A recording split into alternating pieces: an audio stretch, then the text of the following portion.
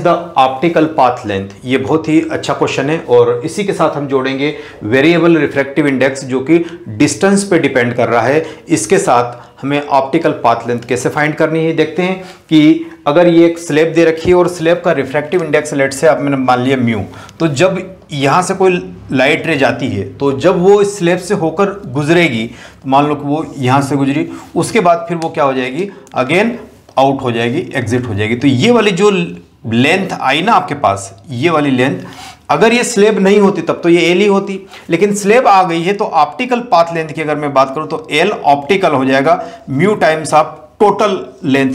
Late से इसकी L length है ना, ये वाली लेंथ लेट से मैंने एल बोला तो म्यू टाइम्स ऑफ एल हो जाएगी। ओ स्टैंड्स फॉर ऑप्टिकल, यानी ऑप्टिकल पाथ लेंथ वो होती है जो उसके रिफ्रैक्टिव इंडेक्स से मल्टीप्लाई कर देते हैं। अगर ये रिफ्रैक्टिव इंडेक्स कांस्टेंट रहा यहां से यहां तक तो सिंपल मल्टीप्लाई, म्यू से मल्टीप्लाई करके आप इसको निकाल सकते हैं। लेकिन प्रॉब्लम क्या है कि यहां पर ये वेरिएबल है, ये म्यू क्या कर रहा है, रिफ्रैक्टिव इंडेक्स क्या कर रहा है, वेरी कर रहा है। तो हम इसको इस केस में कैसे निकालते हैं, तो सबसे पहले इसकी अगर मैं लेंथ मालूम तो एन तो यही है, अगर एल ऑप्टिकल की बात करूं तो ये कितना हो जाएगा, म्यू टाइम्स ऑफ एल हो जाएगा, और यही मुझे क्या निकालना है।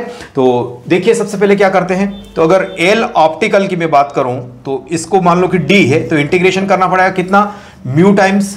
अब यहां पर मैं एक एलिमेंट कंसिडर कर लेता हूं, कितना एलिमेंट, ये मान लो कि ये टोटल यहां तक की लेंथ जो आ रही है लेट से एक्स हो गई मेरी, और ये वाली जो विड्थ है इस छोटे से एलिमेंट की कितनी है, dx। तो इसका जो पाथ ऑप्टिकल पाथ है कितना टाइम है, म्यू टाइम्स इंटू dx हो जाएगा इतना।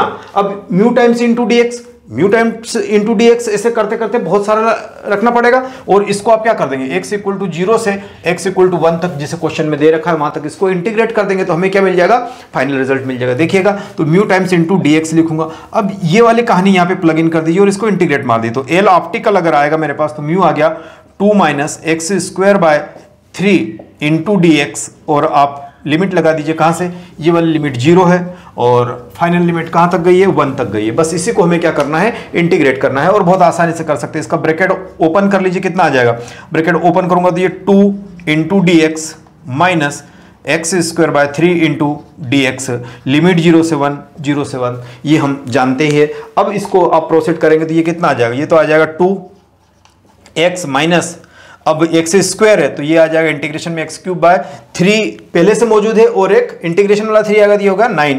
अब इनकी लिमिट लगा दीजिए 0 से 1 तक। अब अपर लिमिट में प्लग इन करता हूं, इनमें तो क्या आ जाएगा 2 माइनस 1 बाय 3, तो ये आ जाएगा 2 माइनस 1 बाय 9, और 0 प्लग इन करता हूं तो 0 ही हो जाएगा, है ना। तो ये कितना 9 दूनी 18 माइनस 1 कितना हो गया, 17/9। तो ये मेरे पास क्या आया, एल ऑप्टिकल आया। तो एल ऑप्टिकल की वैल्यू कितनी आ रही, 17/9 सेंटीमीटर आ रही है, जबकि होना